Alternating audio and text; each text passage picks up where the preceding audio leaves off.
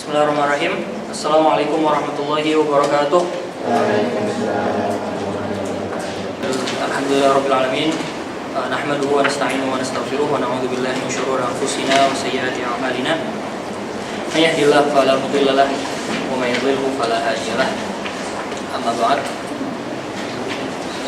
Pertama-tama segala puji bagi Allah yang telah memberikan kita banyak sekali kenikmatan sehingga kita bisa berada pada daurah hari pertama ini.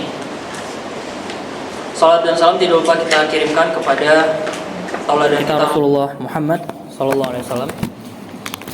Yang atas jasa dan kerja keras beliaulah kita masih bisa merasakan kecerdasan ya yang Islam pancarkan sampai hari ini. Oke.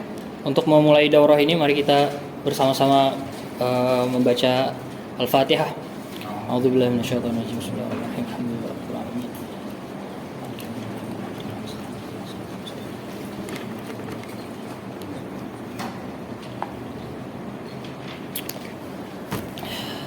Oke, kita sekarang berada di pengawal dars atas Matan Sulamun Awraq yang sudah kita selesaikan hafalannya setiap hari. Perlu kita ketahui matan ini adalah salah satu matan yang sangat penting ya untuk kita pahami sampai ke inti-inti dalamnya. Karena ilmu mantik itu kan salah satu ilmu alat dalam belajar keilmuan Islam ya. Selain ilmu bahasa dan ilmu-ilmu yang lain, ilmu mantik itu mempunyai porsi yang sangat penting dalam pembelajaran kita. Apalagi kalau kita berfokus kepada ulum syar'i, itu akan sangat banyak pemakaian ilmu mantik di sana. Bahkan kalaupun kita nggak mempelajari ilmu syar'i, tentu saja ilmu logika adalah ilmu yang dibutuhkan oleh semua orang dan semua jenis pendidikan. Gitu. Karena ini adalah ilmu yang universal ya, Pak, sebetulnya. Hanya yang kita pelajari itu di dalam matan sulam itu adalah istilah-istilah yang sama di dalam ilmu logika yang dipelajari dimanapun. Cuman beda bahasanya aja. Kalau misalnya di sini kita belajar misalnya muqaddimah, kalau di Indonesia istilahnya dengan preposisi. Gitu. Kalau kita belajar tentang misalnya khoto dalam afkar atau kesalahan dalam penarikan kesimpulan misalnya, maka orang-orang di luar sana belajar tentang logical fallacy dan lain-lain. Gitu. Jadi hanya perbedaan bahasa aja. Gitu. Dan kenapa mempelajari logika itu sangat menurut Anda itu sangat penting hari-hari ini, karena kita berada di zaman yang cukup membingungkan ya, ketika semua orang bebas beropini dan kebodohan itu masif terproduksi di mana-mana gitu. Jadi kalau kita tidak melandasi diri kita dengan ilmu-ilmu yang diajarkan oleh para ulama, ya kita hanya akan berbicara tanpa ada dasarnya. Gitu. Nah sekarang mari kita berkenalan dulu dengan matan yang ada di depan kita ini, matan Sulamun Awraq. Jadi ini adalah karya seorang ulama besar bernama Imam Abdurrahman Al-Akhdari Al-Maghribi Al-Maliki.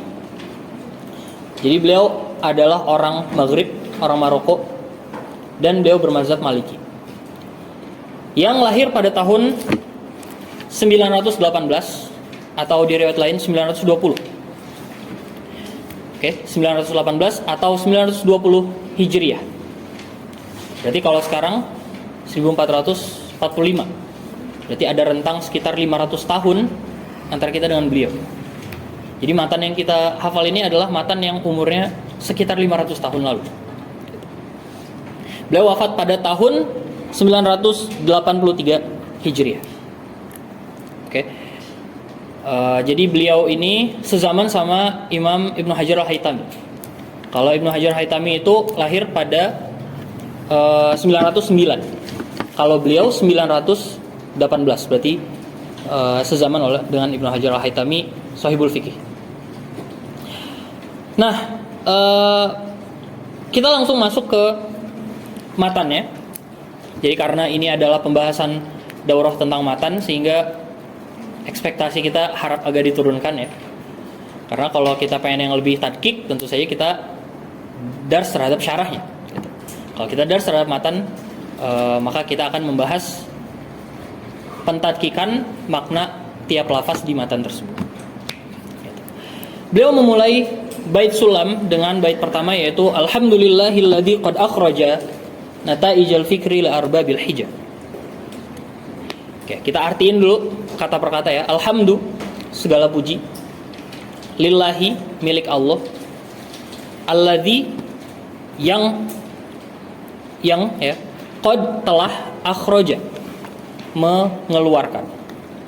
Jadi itu fi'il madi mabni ala al-fath. Kenapa ditambah alif di situ? Itu adalah aliful itlaq namanya, yang terdapat pada matan-matan syair.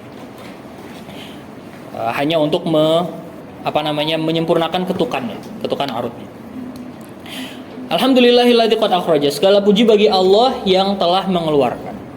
Mengeluarkan apa? Nataijal fikri li arbabil hijab. Nataij itu adalah jamak dari natijah, hasil-hasil al-fikri, pemikiran. Li arbabil hijab, bagi para pemilik hijah. Hijah itu adalah akal.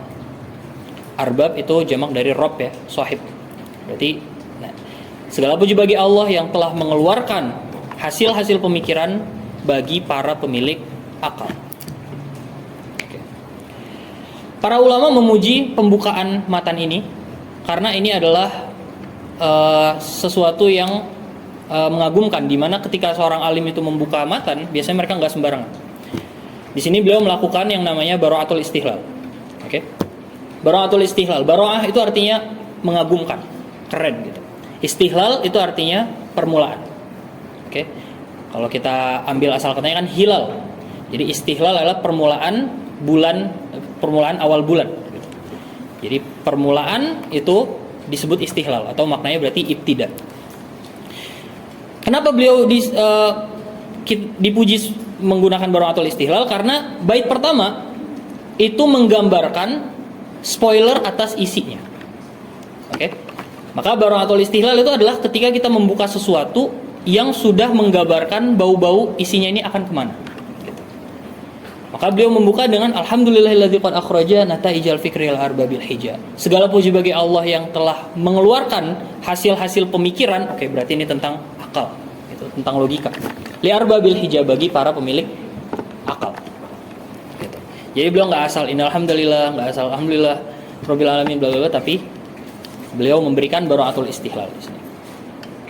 Atau bara'atul istihlal bisa kita sederhanakan dengan spoiler ya, atau semacam foreshadow gitu kalau dalam novel. Oke. Lanjut ke bait kedua. Beliau melanjutkan wahatta anhum min sama'il aqli. Wahatta, dan dia telah menghilangkan atau mencabut gitu ya, anhum, dari mereka. Humnya siapa? Arbabul hijab, ya kan, para pemilik akal tadi. Dia telah mencabut dari para pemilik akal tadi, min sama'il aqli, dari langit-langit akal, kullah hijabin, semua penghalang, semua penutup, min sahabil jahli, dari awan kebodohan. Sahab itu awan, al-jahal itu kebodohan. Di sini beliau ada secara balaghah beliau menggunakan tasbih. Oke, kalau kita ingat ya, yang baca Kafi fi Balaghah, di bab tasbih itu ada salah satu surah dari Balaghah adalah tasbih bil idhofah. Di mana kita menyusun, jadi tasbih itu adalah menyamakan sesuatu dengan sesuatu yang lain, gitu. Menganalogikan sesuatu dengan sesuatu yang lain. Nah, tasbih bil idhofah itu caranya adalah kita menjadikan musyabah bihnya itu mudhof, musyabahnya itu mudhof ilaih. Jadi beliau di sini, dia Allah telah melepaskan dari langit akal Jadi beliau menyamakan akal seperti langit. Gitu. Seakan-akan kan beliau bilang akal itu bagaikan langit. Gitu. Makanya beliau bilang dari langit akal. Gitu. Sama lah kayak kita bilang misalnya fakta itu seperti lautan. Maka kita bilang berenang di lautan fakta. Itu kan tashbihul idhofah itu. Lautan fakta. Kullu hijabin. Nah, kullu hijabin berarti maf'ul bih ya dari hatta. Allah telah menghilangkan semua penghalang min sahabil jahli dari awan kebodohan. Nah, di sini beliau menggunakan tasbih lagi. Oke, beliau menyamakan kebodohan seperti awan. Berarti kan aslinya al-jahlu kas-sahab. Apa? Kebodohan seperti awan. Beliau bikin surahnya itu idhofah berarti sahabul jahli. Awan kebodohan. Nah, di sini beliau menggunakan dua tasbih. Paham ya dua bait ini? Kecepatan nggak? Semoga nggak ya. Di bait ketiga beliau melanjutkan hatta badat lahum, sehingga bada yabdu itu artinya nampak, sehingga nampaklah lahum bagi mereka para pemilik akal tadi manusia syumusul ma'rifah, matahari pengetahuan. Lagi-lagi beliau pakai tasbih ya. Al-ma'rifah kasyumus, beliau idhofahkan jadi syumusul ma'rifah. Sehingga nampaklah bagi mereka matahari pengetahuan. Ra'au, yang mereka dapat melihat, mukhaddaratiha, mukhaddarat artinya khofayaha, hal-hal yang terselubung. Mukhaddarat itu hal-hal yang tertutup atau tersembunyi. Ra'au mukhaddaratiha munkashifah, tersingkap. Oke. Jadi karena Allah telah hatta anhum min sama'il aqli kullu hijabin min sahabil jahli, karena Allah telah melepaskan dari langit akal ini setiap awan kebodohan, sehingga hasilnya ternampaklah matahari pengetahuan yang terlihat sampai ke dalam pori-porinya. Gitu, yang tersingkap sampai ke dalam pori-pori. Gitu. Berarti susunannya sangat rapih gitu. Bait pertama beliau memuji Allah, alhamdulillahilladzi qad akhraja, sebabnya di bait kedua ya kan, wa hatta anhum, karena Allah telah membuka. Natijahnya di bait ketiga gitu. Hatta badat lahum syumusul ma'rifah, itu akibatnya. Oke, ada pertanyaan di 3 bait awal ini? Kalau ada silakan ya. Kalau nggak ada kita lanjut.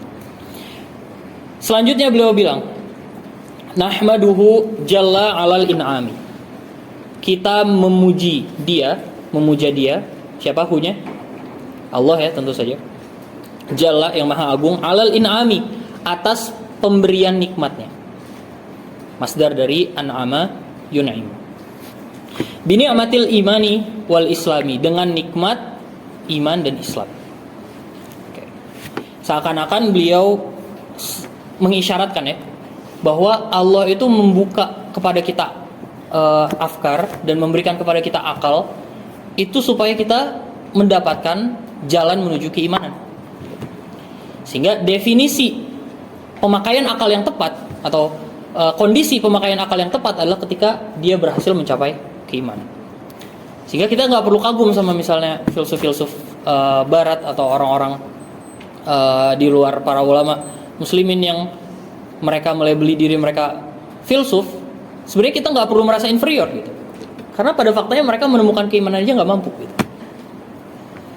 Makanya Ustaz Hafiz Abdul Rahman itu pernah bilang, para filsuf Yunani itu pada faktanya itu mereka berfilsafat nggak pakai metodologi, bahkan mantik pun nggak dipakai kadang-kadang, sehingga hasilnya random gitu. Tiba-tiba merumuskan setelah kematian itu ada apa, ruh kita itu nanti bakal kemana. Itu kan hal-hal yang nggak bisa di tracking oleh logika gitu. Sehingga dia nggak punya metodologi. Ada tuh di muqarrar tauhid ya di kuliah. Maka nahmaduhu jalla alal inami, kita memuji Allah atas pemberian nikmatnya, bini'matil imani wal islami, atas nikmat iman dan Islam yang Allah berikan. Man khassana bi khairi man qad ursila. Man, dialah yang. Oke, mannya berarti isim mausul. Dialah yang khassana, telah menspesialkan kita. telah mengkhususkan kita.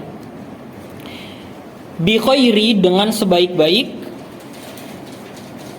telah menspesialkan kita bi khairi dengan sebaik-baik man qad ursila, orang yang telah diutus. Atau dengan kata lain, dialah yang telah memberikan kita kespesialan sebaik-baik utusan.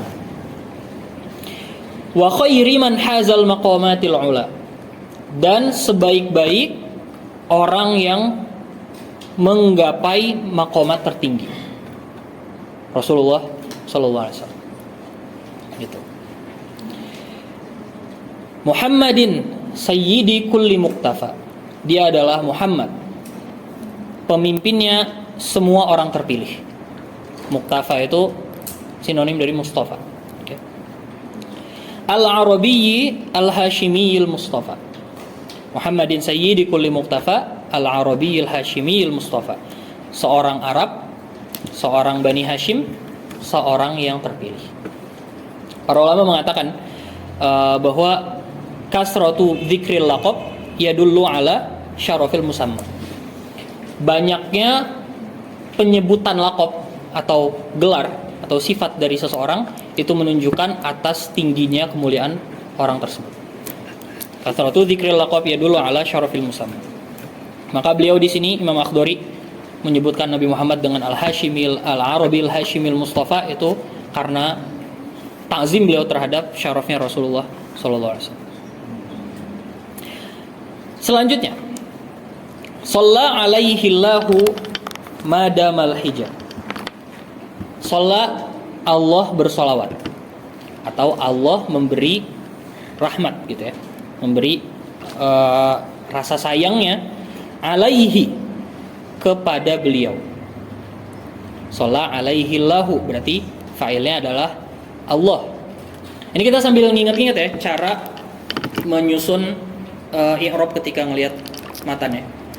Karena tentu saja para ulama itu selalu membuat tarkib-tarkib yang diobrak-abrik ya.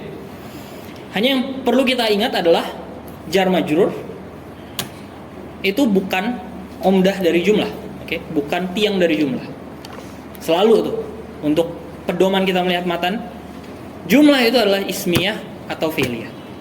Oke, kalau dia dimulai dari fi'il berarti dia fi'liyah. Cari fi'il dan fa'ilnya.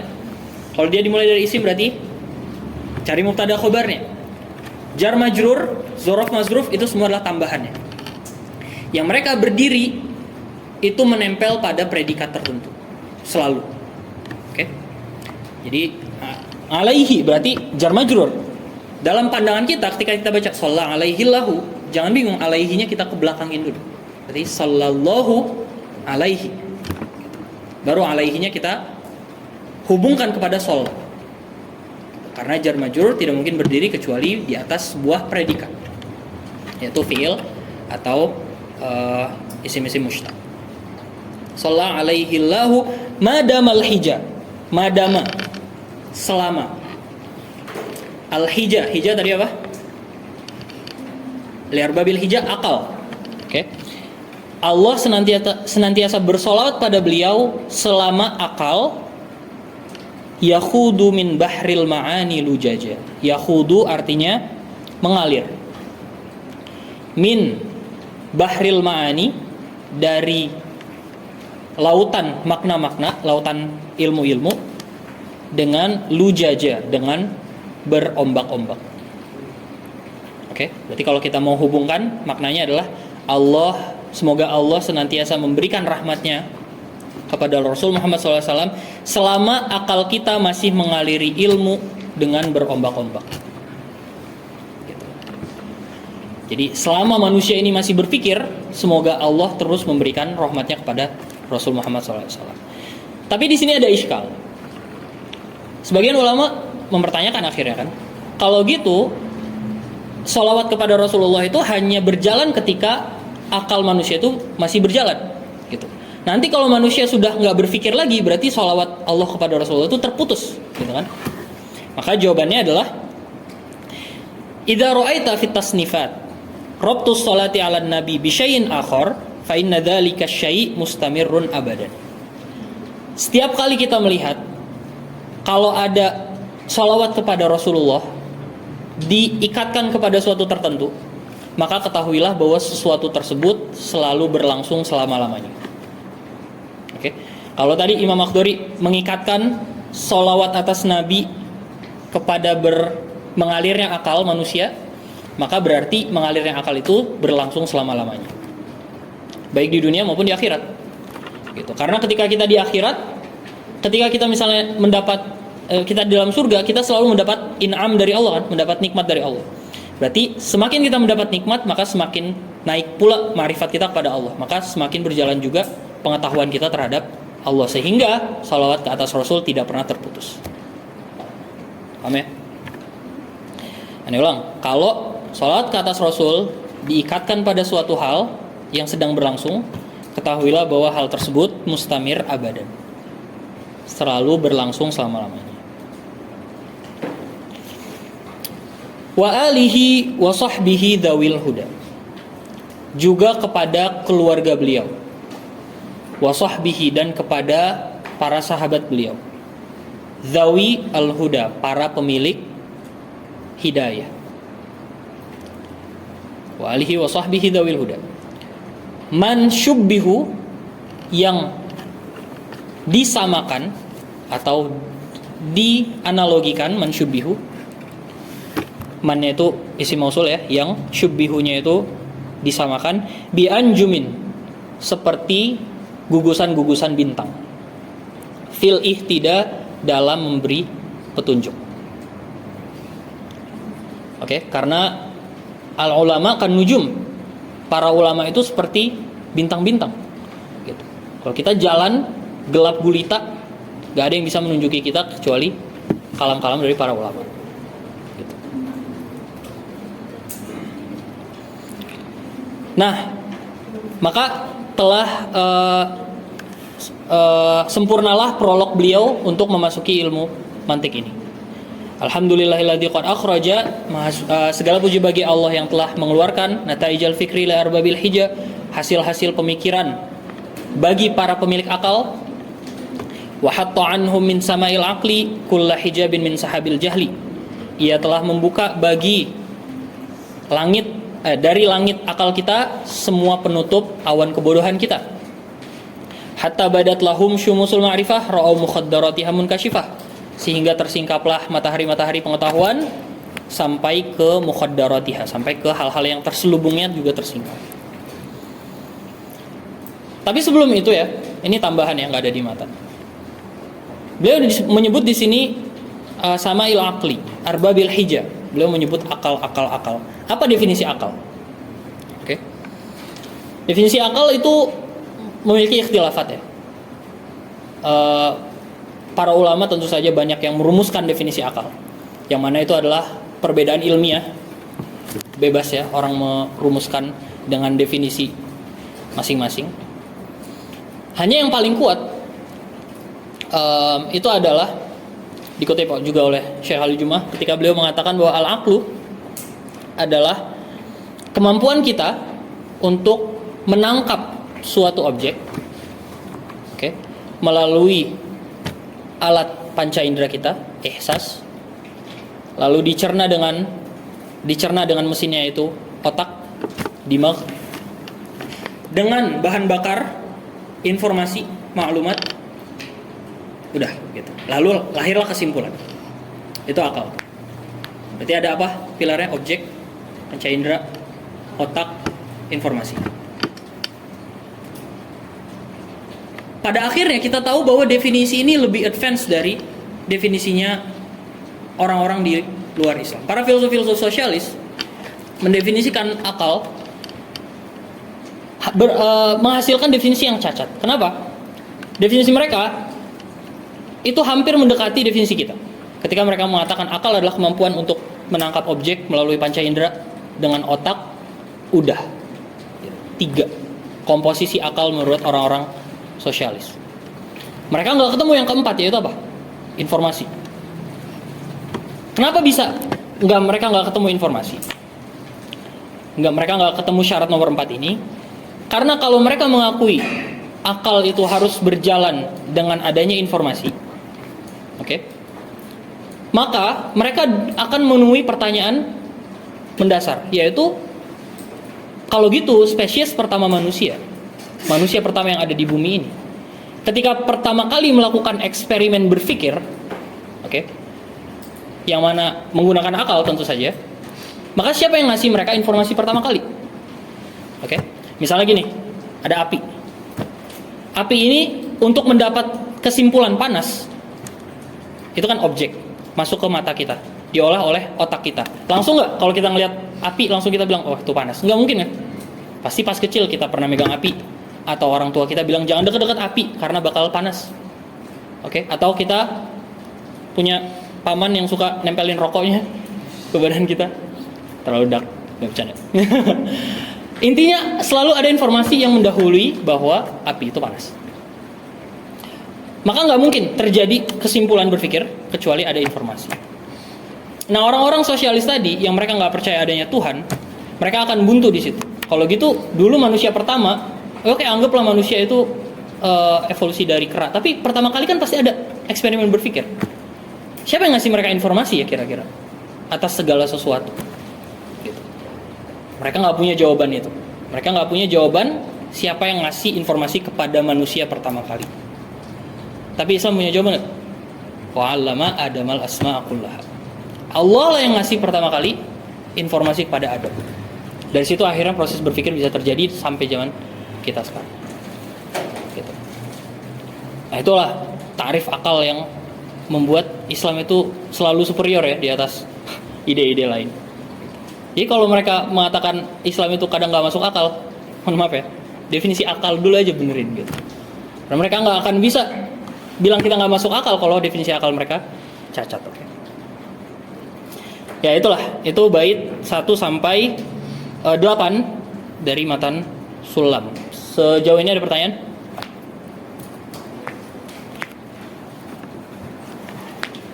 Nggak ada ya? Oke, lanjut. Bait nomor 9. Wa ba'du fal mantiqu lil janani nisbatuhu kan nahwi lil lisani. Wa ba'du, dan ba'du setelahnya. Jadi wa ba'du ini jadi dia bisa kita pahami bahwa ada mudhof ilaih yang tersembunyi gitu, setelah wa ba'du ini, sehingga dia menjadi mabni 'ala dhamm. Oke? Karena aslinya wa ba'du ma dzakarna gitu. Dan setelah yang kita udah sebutin tadi gitu. Jadi wa ba'du itu aslinya adalah wa ba'du ma dzakarna. Hanya ma dzakarnanya itu mudhof ilaihnya dihapus, sehingga untuk menandakan bahwa ada mudhof ilaih yang dihapus, ba'dunya di mabni 'ala dhamm. Itu ada di pembahasan Qatrun Nada kalau enggak salah. Wa ba'du fal mantiqu lil janani. Maka adapun setelah yang kita paparkan tadi, maka mantik itu seperti janan. Oke. Janan itu asal kata yang sama dengan majnun. Berarti dia berkaitan dengan kewarasan. Definisi asli dari janan itu adalah qalbun, hati. Tapi yang dimaksud oleh beliau di sini adalah al-quwa al-fikriyah, yaitu adalah kekuatan berpikir. Dengan kata lain, akal atau kewarasan tadi. Gitu ya. Fal mantiqu lil janani. Mantik itu kepada akal kita, nisbatuhu kan nahwi lil lisani. Analoginya seperti nahwu kepada lisan. Ini ulang ya. Ilmu logika kepada akal itu seperti nahwu kepada lisan. Nahwu itu menjaga lisan dari kesalahan berucap. Mantik menjaga akal kita dari kesalahan berpikir, dari kesalahan penarikan kesimpulan. Gitu. Faya'simul afkara an ghayyil khata. Maka mantik ini menjaga afkar kita, menjaga pemikiran kita dari ghayyin. Ghayyin itu artinya kesesatan. Al khata itu artinya kesalahan. Yang mana sama-sama kesesatan, tapi ghayyin itu lebih umum karena maksudnya adalah kesalahan yang sengaja maupun tidak disengaja. Sedangkan al-khata itu kesalahan yang tidak disengaja. Fa'asimul afkara an ghayyil khata. Berarti itu idhafatul am ilal khas. Mengidofahkan sesuatu yang umum kepada sesuatu yang lebih spesifik. Maka mantik menjaga pemikiran kita dari kesesatan atau kesalahan yang sengaja maupun tidak sengaja. Wa an daqiqil fahmi yakshiful ghita. Bayangin ya, kalau kita nggak bisa menyusun i'rabnya, kita akan kebingungan di sini. Dia menjaga afkar dari ghayyil khata dan dari dalamnya pemikiran. Yakshiful ghita, dia membuka penutup. Berarti mantik menjaga kita dari kesalahan dan dari dalamnya pemikiran. Itu akibat kita salah dalam menyusun i'rabnya. Berarti nyusunnya gimana? Wa an daqiqil fahmi itu jar majrur kan? Nah, kita ke belakangin dulu. Berarti yakshiful ghita, dia menyingkap penutup-penutup atau menyingkap ya penutup dari dalamnya pemahaman. Berarti takdirnya sebenarnya adalah yakshiful ghita an daqiqil fahmi. Mantik itu membuka penutup dari dalamnya pemahaman. Nah, maka itulah fungsi dari ilmu mantik. Ilmu mantik itu adalah ilmu yang akan menjaga kita dari kesalahan penarikan kesimpulan. Syekh Utsam itu pernah bilang bahwa mantik itu tugasnya bukan memastikan fakta. Memastikan fakta ini benar atau salah, bukan. Tapi memastikan akal kita menarik kesimpulan dengan benar. Itu tugasnya mantik. Sehingga hasil dari mantik itu dia bisa bersifat pasti, bisa juga bersifat dugaan kuat atau zonni. Oke? Pelan-pelan ya. Mantik itu menjaga alur berpikir kita supaya nggak salah mengambil kesimpulan. Contoh salah mengambil kesimpulan apa? Teroris ngebom hotel di Bali. Teroris itu muslim. Kesimpulannya apa? Muslim selalu ngebom di Bali. Maka itu adalah ghayyul fikr tadi, kesalahan pemikiran. Misalnya lagi, orang pakai batik itu Jawa. Orang Jawa diperbudak Jepang. Kesimpulannya, orang batik selalu diperbudak Jepang. Gak mungkin. Oke, maka belum tentu, bukan gak mungkin. Nah, maka itu penarikan kesimpulan yang salah. Nah, mantik itu menjaga kita supaya menarik kesimpulannya tepat. Tapi apakah memastikan bahwa hasil faktanya itu pasti benar? Belum tentu. Bisa jadi pasti, bisa jadi asumsi kuat. Oke? Bisa dipahami nggak? Agak kesulitan nggak?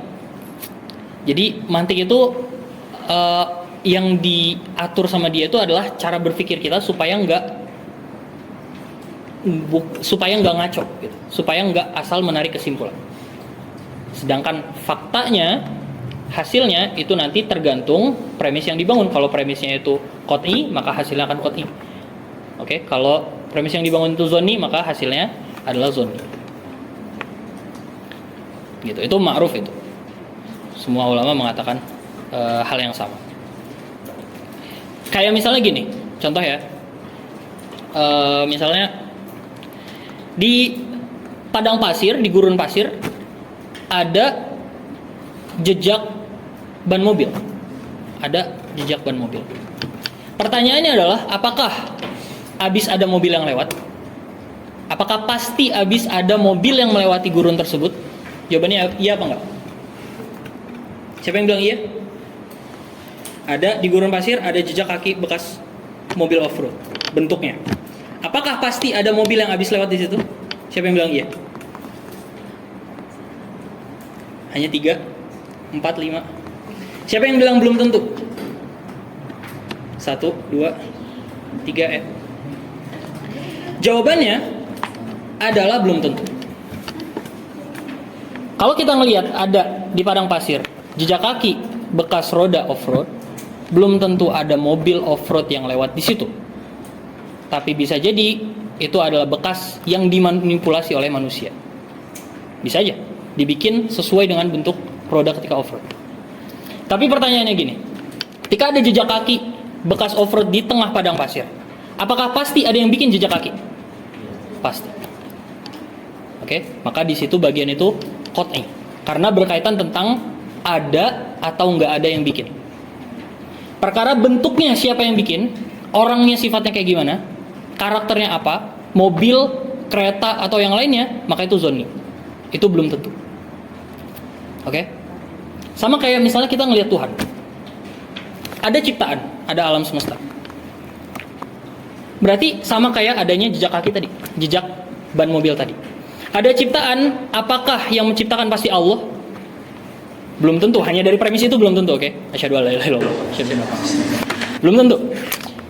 Tapi kalau kita bilang ada ciptaan, apakah pasti ada yang nyiptain? Maka jawabannya pasti. Karena berkaitan dengan apa? Ada dan nggak ada. Kalau premis-premis mantik yang tidak bisa kita lihat nih, ya kan, pembuat jejaknya kan nggak bisa kita lihat, yang nggak mahsus gitu. Kalau dia berkaitan dengan ada dan nggak ada, maka pasti jawabannya qat'i. Tapi kalau berkaitan dengan bentuknya gimana, karakternya gimana, sifatnya gimana, itu nggak cukup dengan jalan logika itu doang. Nah, orang-orang ateis itu sering ngejek kita, karena kata mereka orang-orang beragama itu meyakini sesuatu yang nggak pasti. Gitu. Mereka hanya ngelihat ciptaan, langsung menyimpulkan ada Tuhan. Nah, mereka nggak tahu bahwa mantik ketika berkaitan dengan ada dan nggak ada, itu memang menghasilkan hal yang pasti, kayak roda tadi.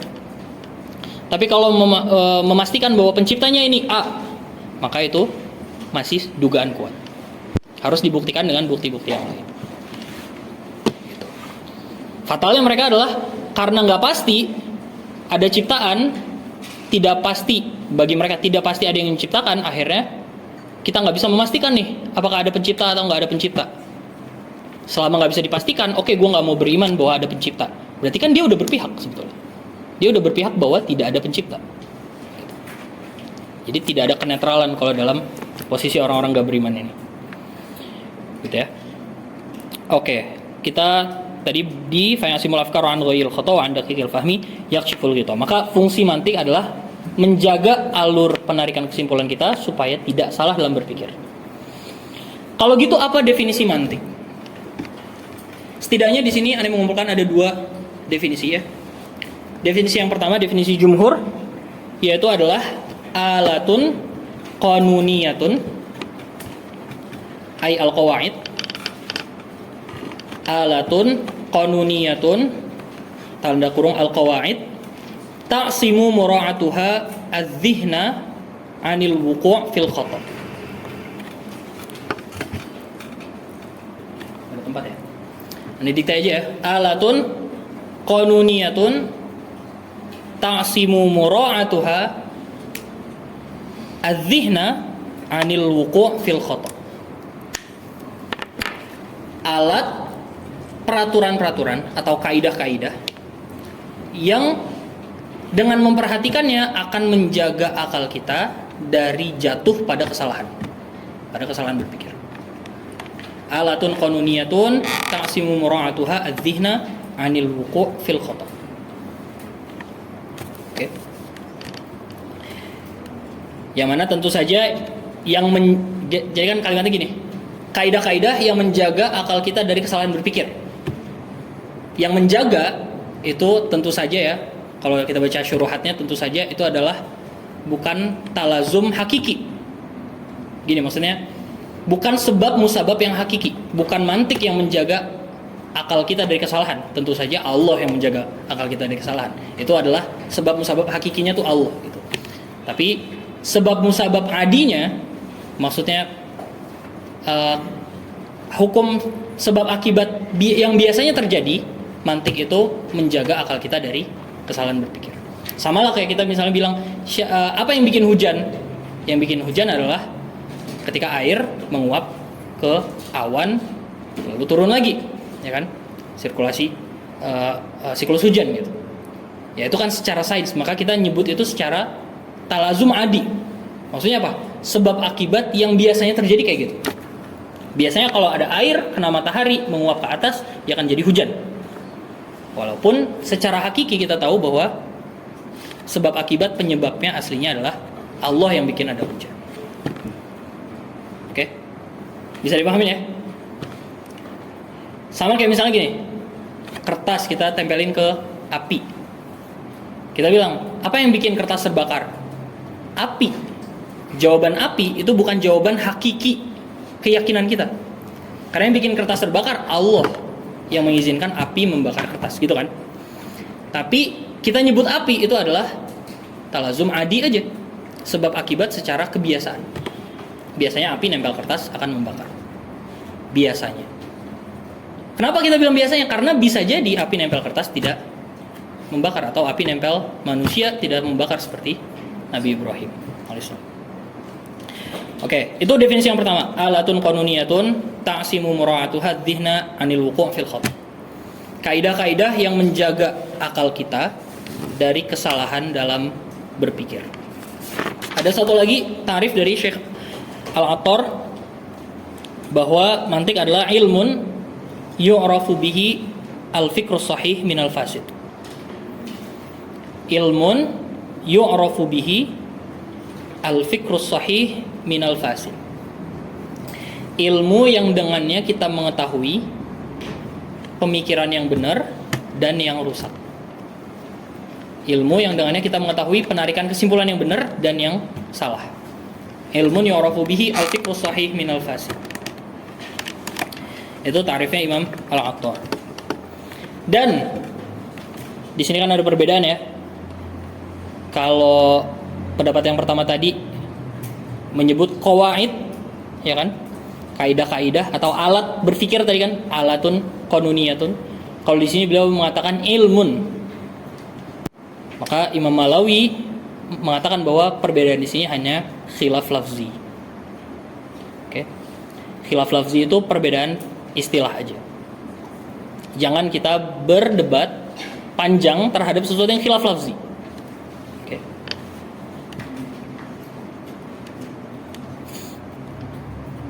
Sama kayak Imam Al-Farabi. Imam Al-Farabi mengatakan mantik itu adalah khadimul ulum. Mantik itu adalah pelayan dari ilmu-ilmu. Sementara Ibnu Sina itu mengatakan mantik itu adalah sayyidul ulum. Mantik itu justru adalah pemimpinnya ilmu-ilmu. Karena kalau nggak pakai mantik, ilmu-ilmu usul fikih, tauhid, nahwu dan lain-lain itu nggak bisa berjalan. Makanya mana yang benar? Ya udah, ini khilaf lafzi, kan? Mantik itu khadimul ulum min jihah dari satu sisi dan sayyidul ulum min jihah ukhra. Oke. Sehingga itu adalah dua definisi yang bisa kita pakai dua-duanya, dan dua-duanya benar, hanya perbedaan penyebutan aja. Samaituhu bisullamil munawraqi. Lanjut di bait 12 ya. Samaituhu, oh ya, bait 11. Sorry. Ada yang lewat ya. Fahaka min usulihi qawaida, tadi bait 11. Fahaka min usulihi qawaida tajma'u min fununihi fawaida. Fahaka. Haka itu artinya adalah khudh. Dia adalah isim fi'il. Jadi dia isim bermakna fi'il amr. Khudh. Ambillah min usulihi, dari usul-usulnya atau dari pokok-pokok ilmunya. Ambil apa? Qawaida, kaidah-kaidahnya. Tajma'u, ia akan mengumpulkan apa? Maf'ul bihnya fawaidan min fununihi, mengumpulkan faidah-faidah atau manfaat-manfaat dari fan-fan ilmunya. Fa min usulihi fawaidah tajma'u min fununihi fawaidah.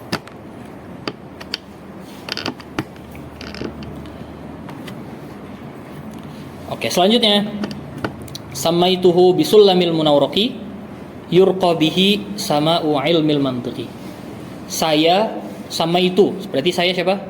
Imam Akhdari tentu saja.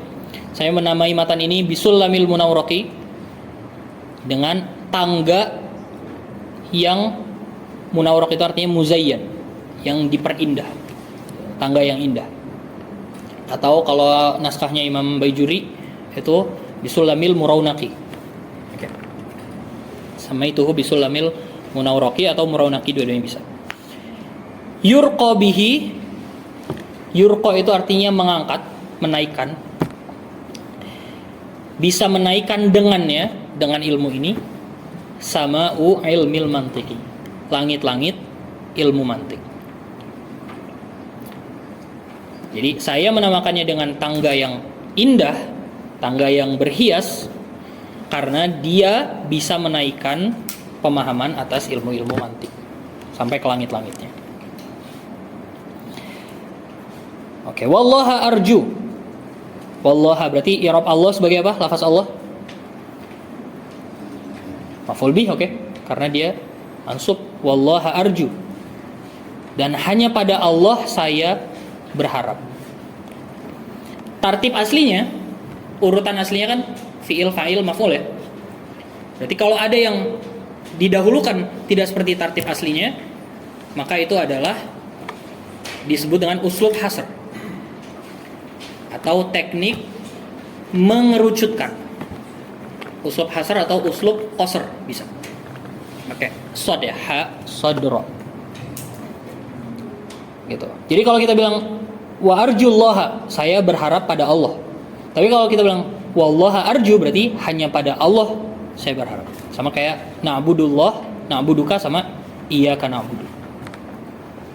Jadi kalau ada sesuatu yang ditakdim dan ditakhir tidak sesuai dengan urutan aslinya, maka itu adalah uslub hasr. Teknik untuk mengerucutkan. Ada makna hanya di situ. Gitu ya. Fal azharo adrusu misalnya. Hanya di azhar saya belajar. Maka itu di tempat lain kita nggak belajar, gitu misalnya. Liwajhihil karimi, untuk wajah Allah yang mulia. Liwajhihi jar majrur, berarti muta'alliq dengan predikat apa? Terikat dengan apa? Dengan arju. Hanya pada Allah saya berharap. An yakuna khaliso ya. Supaya menjadi murni, menjadi ikhlas. Liwajhihil karim, hanya untuk wajahnya yang mulia. Maksud wajahnya tentu saja adalah zatnya. Oke. Karena Allah tidak punya wajah dalam definisi lughawi, ya kan? Jadi kita takwil wajhillah itu adalah zat Allah atau kemuliaannya. Laisa khaliso, tanpa ada pengurangan. Wallahi arju an yakuna khaliso, hanya pada Allah saya an yakuna khaliso, hanya pada Allah saya mengharapkan kemurnian niat. Liwajhil karimi laisa khaliso, kepada untuk wajah Allah yang mulia sajalah tanpa ada pengurangan apapun. Itu ya bukti keikhlasan beliau adalah keberkahan yang Allah berikan sehingga matan beliau tetap dikaji sampai 500 tahun setelahnya gitu. Gimana? Bayangin kita bikin suatu karya, orang masih mempelajari itu sampai berabad-abad setelahnya, itu kan sangat diberkahi berarti. Itu bukti keikhlasan beliau. Wa an yakuna nafi'an lil mubtadi, dan supaya ia menjadi an yakuna nafi'an, bermanfaat, lil mubtadi. Sebenarnya berlanjut ya, lil mubtadi bihi gitu. Kepada orang yang memulainya. Lil mubtadi bihi. Ilal mutawwalati yahtadi. Ilal mutawwalat jar majrur kita belakangin, berarti yahtadi ilal mutawwalat. Dia akan mendapat petunjuk sampai ke jenjang-jenjang mutawwalat, jenjang-jenjang mutawasid dan muntahi.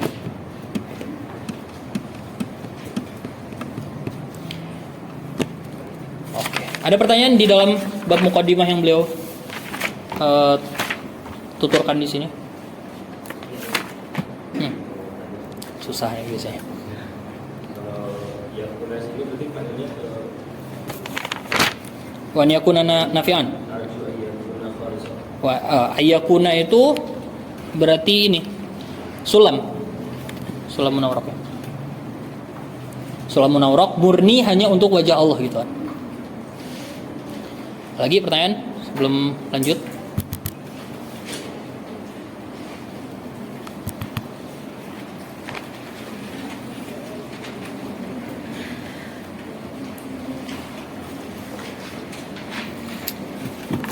3, 4, 5, 6, 7. Oke. Lanjut ya. Kalau nggak ada pertanyaan kita lanjut. Faslun fi jawazil ishtighali bihi. Ketika kita udah dihantarkan masuk ke pintu ilmu mantik ini, beliau memulai dengan hukum dulu. Setelah definisi ya tentu saja, memulai dengan hukum. Apa hukum dalam mempelajari atau berkecimpung dalam ilmu mantik?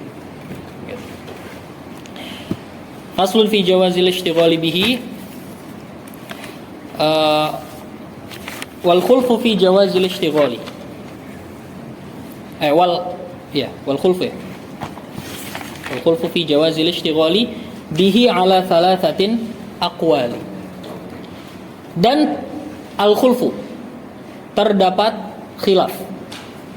Terdapat ikhtilaf ulama fi jawazil ishtighali bihi, dalam kebolehan berkecimpung dalam ilmu mantik. Ala thalathatin aqwali. Mereka ikhtilaf dalam 3 pendapat. Ibnu Shalah wan Nawawi harrama. Imam Ibnu Shalah dan Imam Nawawi mengharamkan. Harrama. Mereka berdua mengharamkan.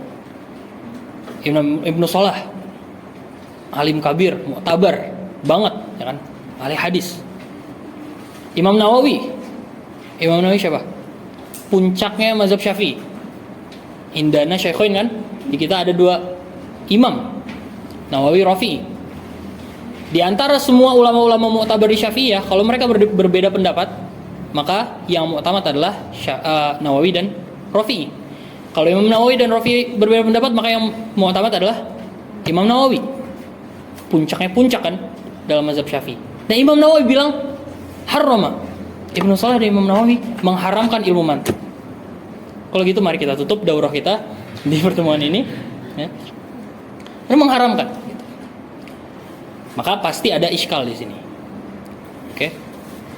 Maka gimana cara melihatnya? Imam Isnawi. Oke, ini cara melihatnya ya. Imam Al-Isnawi bersama Syekhul Islam Zakaria Al-Ansari bersama Syekh Ibnu Hajar Al-Haytami dalam Fatwa Al-Fiqhiyah Al-Kubra, beliau mengatakan, jadi Imam Isnawi, Syekhul Islam Zakaria Al-Ansari dan Ibnu Hajar Al-Haytami mengatakan, hadza, perkataan ini Ibnu Shalah dan Imam Nawawi mengharamkan ilmu mantik, hadza yajibu an yuhmal, harus kita bawa pemaknaannya alal mantik al-masyub bil falsafah. Oke, harus kita maknai pengharaman Imam Ibnu Shalah dan Imam Nawawi ini kepada mantik yang al-masyubu bil falsafah, mantik yang udah tercampur dengan filsafat-filsafat Yunani. Itulah yang bisa kita geserkan keharaman. Gitu. Kenapa? Karena para alim selevel imam-imam berdua ini sangat tidak mungkin mengucapkan statement bodoh untuk mengharamkan ilmu mantik. Oke. Imam As-Subki itu mengatakan, amma man qala bi hurmatil mantik 'alal itlaq fa huwa jahil. Orang yang bilang mantik itu haram secara mutlak, maka dia adalah orang bodoh. Gimana bisa ilmu mantik jika ya kan, penarikan kesimpulan secara mantik dibilang haram, itu bodoh. Bahkan orang yang pengen mengharamkan ilmu mantik pun harus mengharamkannya dengan ilmu mantik juga kan. Mantiknya haram karena A. Karena ada A, maka mantik haram. Itu kan mantik juga. Maka nggak bisa kita mengharamkan ilmu mantik. Mantik itu natural, akan selalu akan sangat sering kepake dalam ya, kehidupan sehari-hari maupun kehidupan keilmuan. Nah, Imam Al-Qarafi bahkan menambahkan, menurut Imam Al-Qarafi, inna min syurutil ijtihad ma'rifatu ilmil mantik. Tapi ini pendapat beliau aja. Bahwasanya di antara syarat-syarat ijtihad adalah mengetahui ilmu mantik. Walaupun di ulama lain nggak harus. Itu ya. Berarti Ibnu Shalah dan Imam Nawawi mengharamkan itu pada al-mantik al-masyub bil falsafah. Mantik yang terkontaminasi dengan filsafat Yunani. Wa qala qaumun yanbaghi an yu'lam. Dan berkata qaumun, berarti pendapat kedua, justru yanbaghi an yu'lama. Justru mantik ini seharusnya diajarkan atau dipelajari. Siapa yang bilang seharusnya nih? Hujjatul Islam Imam Ghazali. Oke. Imam Ghazali Hujjatul Islam. Tentu saja beliau bilang harusnya Anda belajar mantik gitu. Maka kalau yang bagi itu derajatnya di atas mubah doang. Berarti bisa jadi dia sunnah atau bisa jadi dia fardu kifayah. Gitu. Syekh Al-Qurdi, Imam Al-Qurdi itu menambahkan kalau kalimatnya gini, idza tawaqqafa syubhah 'alal mantiq, idza tawaqqafa syubhatu 'alal mantiq, shara fardhu 'ainin. Kalau ada syubhat yang dia menempel, cara menjawabnya itu harus dengan menggunakan mantik, maka mempelajari mantik adalah fardhu 'ain. Itu menurut Syekh Al-Qurdi. Nah, menurut Imam Al-Ghazali, yan bagi an yu'lama, harus justru selayaknya dipelajari. Bahkan beliau nyebut dalam kitab usul fikih beliau Al-Mustasfa, dalam muqaddimahnya, muqaddimah beliau full membahas ilmu mantik. Beliau bilang gini, man lam yuhit biha fala thiqata lahu bi ulumihi aslan. Man lam yuhit biha fala thiqata lahu bi ulumihi aslan. Siapa yang tidak menguasai mantik, tidak ada kesikohan. Oke, tidak ada kekuatan dalam ilmunya sama sekali. Gitu. Jadi maksudnya nggak usah didengerin orang yang nggak mempelajari atau nggak memahami ilmu mantik dalam keilmuannya, kata Imam Ghazali dalam Al-Mustasfa. Oke. Itu ya, itu pendapat pertama Ibnu Salah dan Nawawi Harroma dalam mantik Al-Masyub bil Falsafah. Yang kedua qala qaumun, Imam Ghazali yan bagi an yu'lama, seharusnya dipelajari. Yang selanjutnya wal qaulatul masyhuratus sahihah. Belum ya? Kita tambahin lah. Wal qaulatul masyhuratus sahihah, dan perkataan atau pendapat yang masyhur, ini pendapat ketiga ya. Yang masyhur as-sahihah, yang benar, yang rajih menurut beliau adalah jawazuhu likamilil qarihah. Bolehnya belajar ilmu mantik bagi kamilul qarihah. Kamil itu sempurna, qarihah itu akal. Atau di naskah lain lisa limil qarihah, bagi orang yang akalnya itu waras. Jadi derajatnya adalah boleh. Mumarisis sunnati wal kitabi, ini bait 18. Mumarisis sunnati wal kitabi, sambil dibarengi interaksi dengan Al-Quran dan Sunnah. Liyah tadi bihi ilas sawabi, supaya dia tertunjuki kepada jalan yang benar. Berarti pendapat pertama Ibnu Salah Nawawi zahir yang mengharamkan, walaupun bisa ditakwil. Pendapat kedua Imam Ghazali seharusnya kan, bukan mengharuskan ya, mengharuskan lah ya, yang bagi. Pendapat ketiga membolehkan, yaitu adalah pendapat jumhur dan pendapat Imam Akhdari. Boleh bagi siapa? Bagi orang yang waras akalnya dan dia selalu berinteraksi dengan Quran dan Sunnah. Maksudnya apa? Dia juga mempelajari ilmu syariat. Karena kalau nggak mempelajari ilmu syariat, jadinya ngaco nanti. Jadinya dia tahu-tahu bikin produk filsafat apa ya kan? Tiba-tiba random gitu.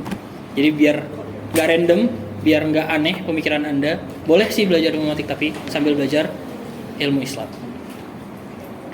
Hanya Ibnu Hajar Al-Haytami menambahkan, berarti kalau kepada mantik yang tidak masyhur bil falsafah Yunani, tidak perlu juga, nggak disyaratkan harus belajar syariat. Oke, itu Ibnu Hajar Al-Haytami. Orang yang belajar ilmu mantik, hanya ilmu mantiknya doang, nggak ada masyhur bil falsafah Yunani, aman aja untuk belajar tanpa belajar syariat terlebih dahulu. Gitu. Jadi ada nggak perkataan yang mengharamkan ilmu mantik? Pada akhirnya nggak ada. Oke, itulah pembahasan dari bab yang kedua tentang hukum istighol dalam ilmu mantik.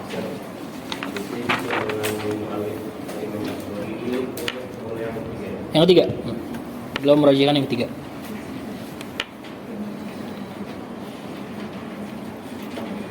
Ada lagi pertanyaan? Karena memang walaupun boleh ya, Kalau dipikir-pikir dia bisa positif hasilnya, tapi bisa juga negatif kan. Sebagaimana dulu ketika muslimin menang ke semua wilayah itu kan. Buka Eropa masuk, semua wilayah-wilayah barat masuk. Sehingga bertukar tuh referensi, bertukar cara pandang. Berkenalan dengan filsafat Yunani, berkenalan dengan mantik.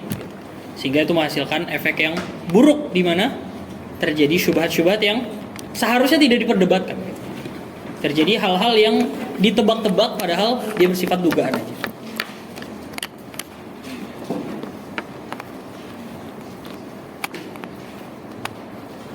Itulah yang terjadi ketika Abbasiyah dahulu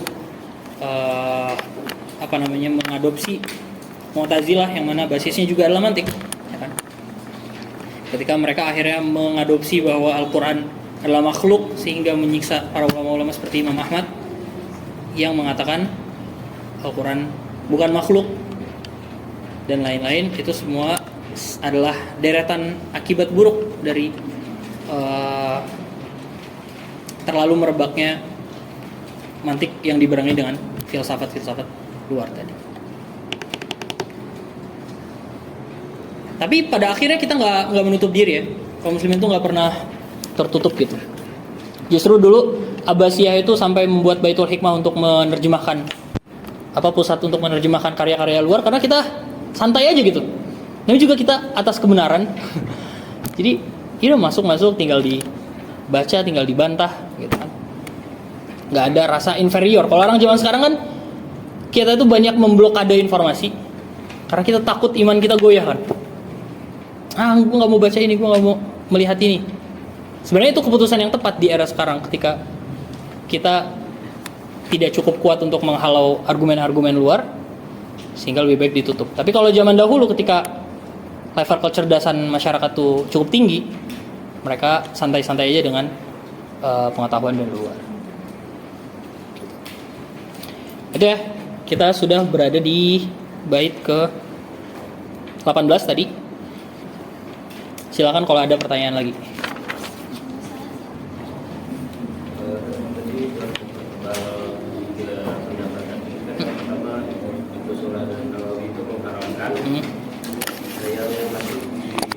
Iya, takwilannya. Yang kedua adalah dari Ghazali yang bagi Ayu Ulama itu yang masuk juga atau yang bagi Ayu Ulama itu beliau nggak memberi koid gitu. Intinya ilmu mantik seharusnya memang dipelajari. Ya. Kalau yang ketiga boleh asal dia akalnya sehat dan dia belajar Al-Quran dan Sunnah. Dikasih syarat.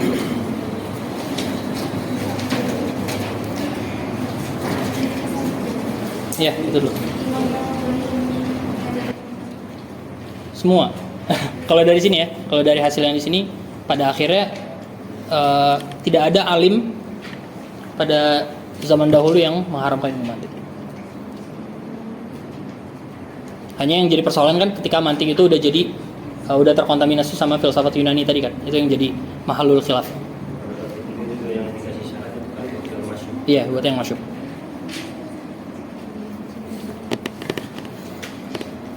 Karena seperti Imam As-Subki tadi, siapa yang bilang bahwa ilmu mantik itu haram, bahwa jahil kan, maka dia bodoh gitu. Gimana cara mengharamkan ilmu mantik?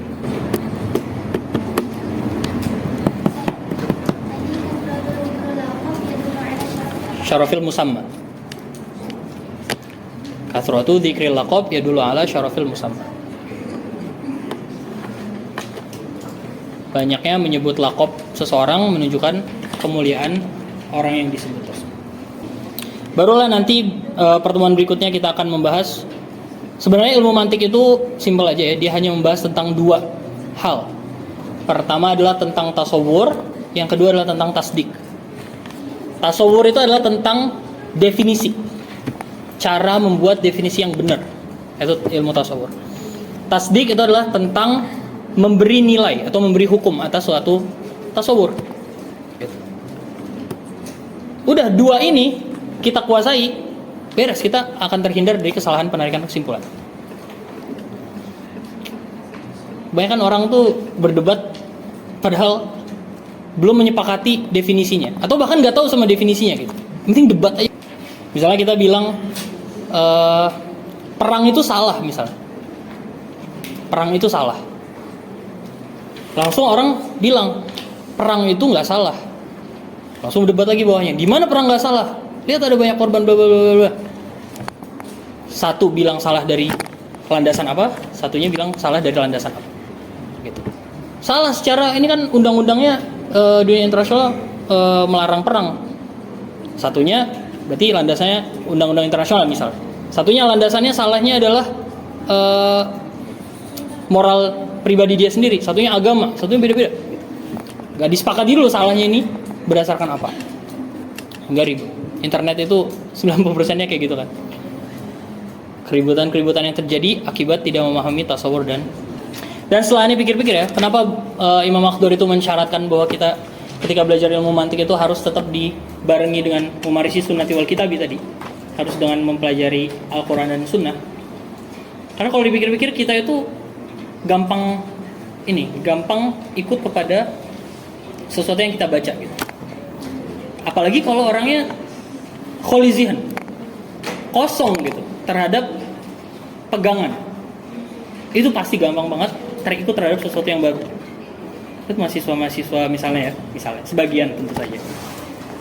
Buku-buku sosialis misalnya, buku-buku kiri, merah ya kan, Gerpolek, Tan Malaka, logika Madilog, buku-buku Karl Marx, Stalin, Nietzsche. Ketika ada kebanggaan itu, secara nggak langsung itu kan jadi bias ya untuk mengikuti. Tiba-tiba di quotes di sosial media, seakan-akan semua yang di quotes itu harus benar gitu, seakan-akan pasti benar, kan belum tentu juga. Sementara kita mengetahui kebenaran itu ada yang absolut, yaitu dari Al-Quran dan Sunnah. Itu dulu yang harusnya jadi pedoman kita dalam memandang segala hal. Makanya beliau memulai ilmu mantik setelah definisi langsung apa? Hukum kan? Nggak ada bahas baru hukum. Nggak, hukum dulu di awal, baru clear di hukum, baru beliau masuk ke pembahasan. Itulah kita harusnya melihat segala hal ya, dimulai dari hukum.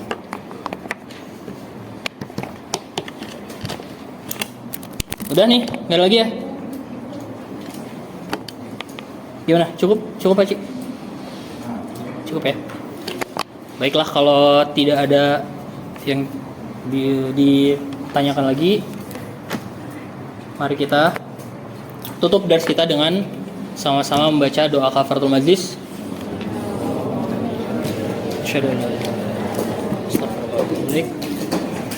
Terima kasih perhatiannya. Mohon maaf kalau ada yang kurang difahami. Bila taufiq wal hidayah. Assalamualaikum warahmatullahi wabarakatuh.